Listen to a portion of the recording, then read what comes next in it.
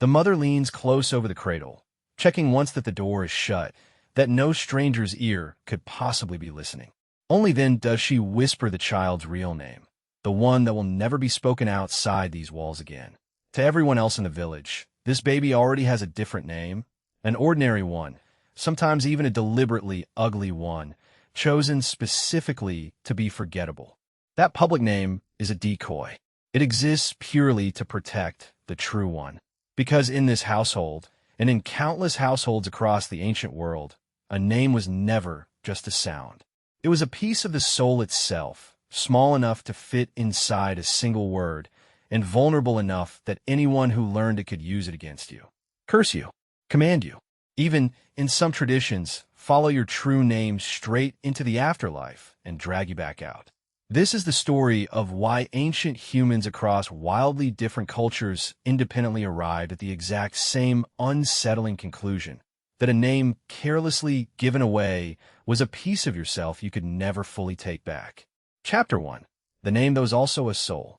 Ancient Egyptians believed a person possessed several distinct spiritual components, and among the most essential was the run, understood as a person's true name, considered genuinely inseparable from their actual existence itself. Egyptian belief held that as long as a person's run continued being spoken aloud, some essential part of them remained genuinely alive, which explains why Egyptians so carefully inscribed names throughout tombs, temples, and monuments in the first place. Deliberately erasing or destroying someone's inscribed name was considered a devastating act, capable of causing a second, far more permanent death long after the physical body itself had already passed away. One famous surviving myth describes the goddess Isis tricking the great sun god Ra into revealing his own secret true name, thereby gaining genuine power directly over him. This particular belief system explains why Egyptian magic so frequently depended entirely on correctly knowing a person's or a deity's true name before any spell could actually take proper effect. Chapter 2. The ugly name given a trick death. In numerous ancient cultures spanning multiple continents, parents deliberately gave their children unpleasant, unflattering, or even outright insulting names, specifically hoping to trick evil spirits into overlooking the child entirely. The underlying logic held that malevolent spirits actively hunted for beautiful, promising, clearly beloved children to steal away, so a supposedly worthless or ugly-sounding name theoretically rendered a child undesirable and safely beneath their notice. Some parents reportedly went considerably further, deliberately claiming publicly that their child was already dead, or referring to them using dismissive terms like garbage or dog specifically within earshot of any potentially listening spirits. Infant mortality rates remained devastatingly high across the ancient world, and this particular naming practice reflected genuine, desperate parental fear channeled directly into an actual, tangible protective strategy.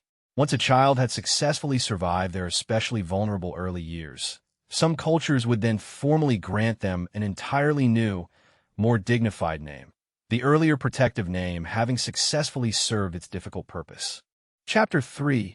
Names as Weapons. Among various Norse and other Germanic peoples, a person's true name was widely believed to carry genuine, tangible power, particularly within the specific context of formal curses and other binding magical workings.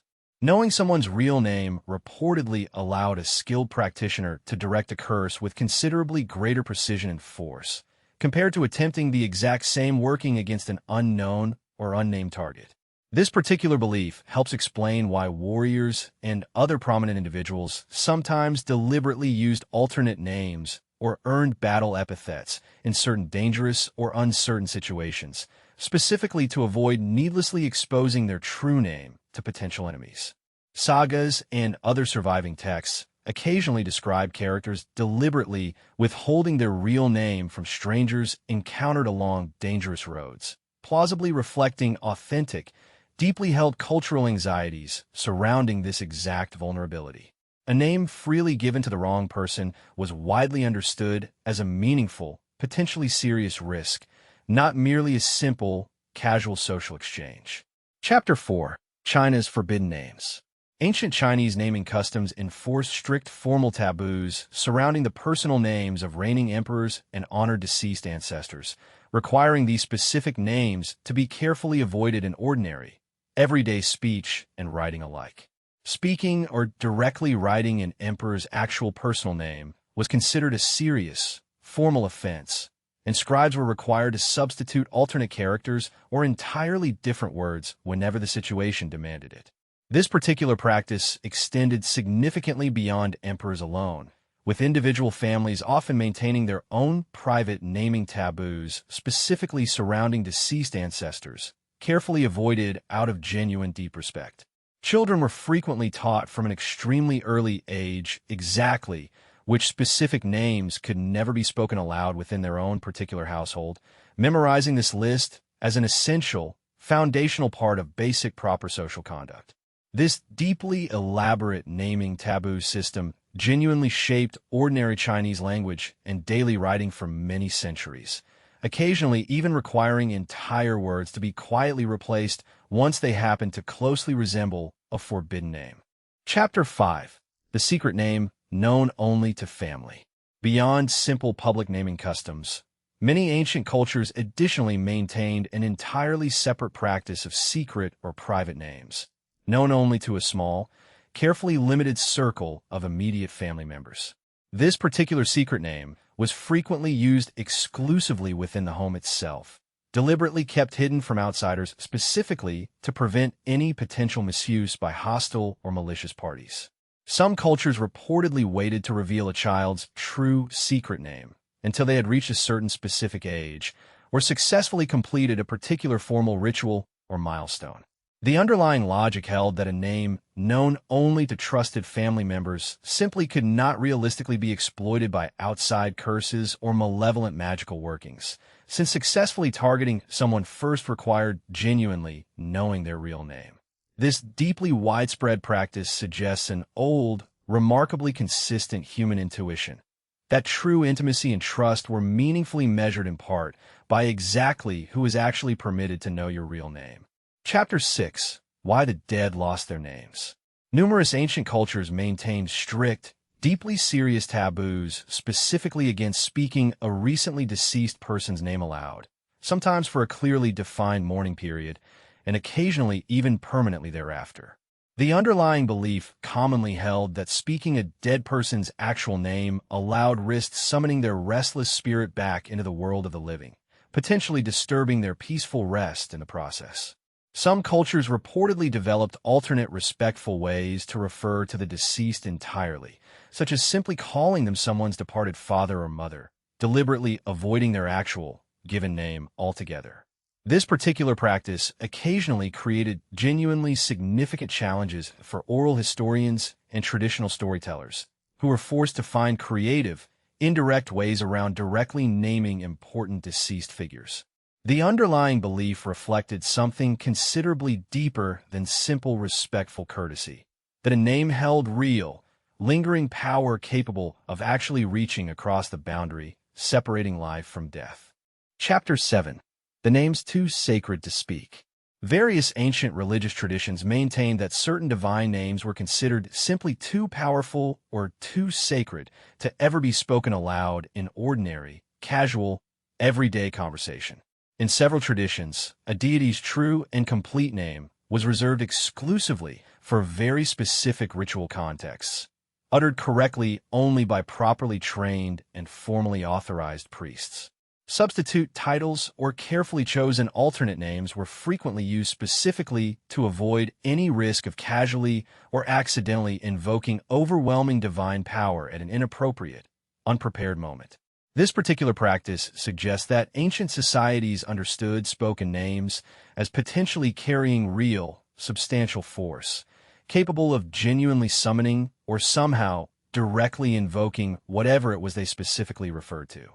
The underlying reverence surrounding sacred divine names likely helped meaningfully reinforce the exact same broader cultural belief applied to ordinary human names as well, that a name was never merely an arbitrary label, but a genuine, direct point of real access. Chapter 8. Why Nicknames Became Armor. Across many of these same ancient cultures, common public nicknames and everyday alternate names ultimately serve a genuinely practical protective function, deliberately standing directly between a person's true name and the wider, potentially dangerous world beyond. A person could interact freely and openly with strangers, conduct ordinary business, and generally move safely through daily life using a public name, all while their true, vulnerable name remained carefully protected and hidden elsewhere. This particular practice effectively created a workable, functional compromise between the very real practical necessity of needing to be called something in public and an equally genuine, deeply held fear of potential exposure to hostile forces. Over time, in many of these cultures, the original protective nickname itself sometimes gradually became a person's primary, permanent identity, the true original hidden name quietly fading in a private memory. This particular pattern reveals something genuinely fundamental about how these ancient societies actually understood personal identity, that who you truly were and who you safely appear to be in public could reasonably be two entirely different things. None of this fear was ever truly about the words themselves. It was about genuine vulnerability, about the deeply unsettling idea that something as small and seemingly simple as a name could actually provide a real, meaningful point of access into a person's very soul. Across cultures separated by vast oceans and many centuries, humans repeatedly and independently arrived at remarkably similar conclusions about this exact same fundamental anxiety, that to be fully known by the wrong person was to be made genuinely vulnerable in some deep, essential way. Some cultures responded with elaborate secrecy.